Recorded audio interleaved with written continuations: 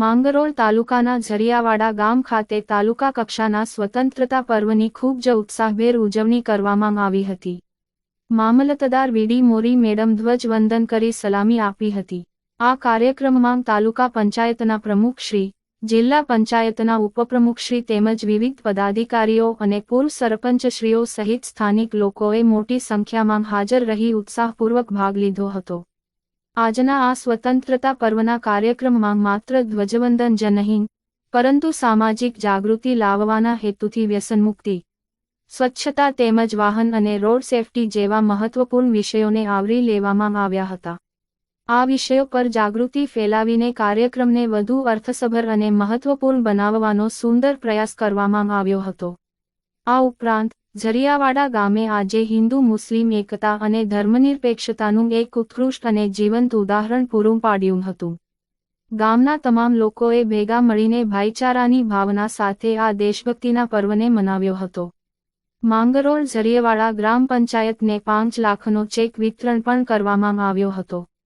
મહાનુભાવોના હસ્તે વૃક્ષારોપણ કરવામાં આવ્યું હતું.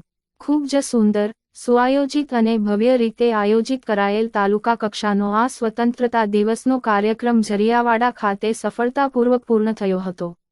રિપોર્ટર જીતુ પરમાર, માંગરોળ. માંગરોળ તાલુકાના ઝરિયાવાડા ગામ ખાતે તાલુકા કક્ષાના સ્વતંત્રતા દિવસ પર્વની ખૂબ ઉત્સાહભેર અને જોરશોરથી ઉજવણી કરવામાં આવી. આ કાર્યક્રમમાં આપણા તાલુકા પંચાયતના પ્રમુખશ્રી, જિલ્લા પંચાયતના ઉપપ્રમુખશ્રી તેમજ વિવિધ પદાધિકારીઓ, પૂર્વ સરપંચશ્રીઓ વગેરે લોકોએ પણ ઉત્સાહભેર ભાગ લીધો. આજના કાર્યક્રમમાં આપણે વ્યસન મુક્તિ, સ્વચ્છતા તેમજ વાહન સેફટી અને રોડ સેફટી બાબતેના અમુક ટોપિક લઈ અને આ કાર્યક્રમને વધારે મહત્વપૂર્ણ અને ઇમ્પોર્ટન્સ આપી શકાય એવો બનાવવાનો પ્રયત્ન કર્યો છે. આ સાથે જ આ ગામમાં આજે એક હિન્દુ મુસ્લિમ એકતાનું પ્રતીક સમાન એક ધર્મનિરપેક્ષતાનું ઉદાહરણ પણ આ ગામે આજે જીવંત પૂરું પાડ્યું છે. આ સાથે જ ખૂબ સારી રીતે, સુંદર રીતે અને આયોજન રીતે આ તાલુકા કક્ષાનો આજે કાર્યક્રમ છે અત્યારે ઝરિયાવાડા ખાતે પૂર્ણ કર્યો. ધન્યવાદ.